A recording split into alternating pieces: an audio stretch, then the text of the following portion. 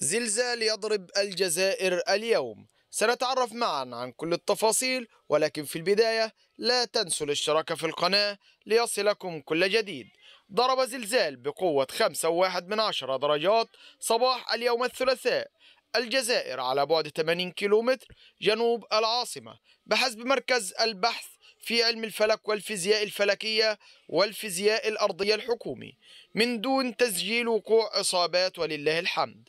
وأوضح مركز البحث في علم الفلك والفيزياء الفلكية أن الزلزال قد وقع في الساعة 10:50، وحدد مركز الهزة على بعد 9 كيلومتر شمال غرب ميهوب بولاية المدية.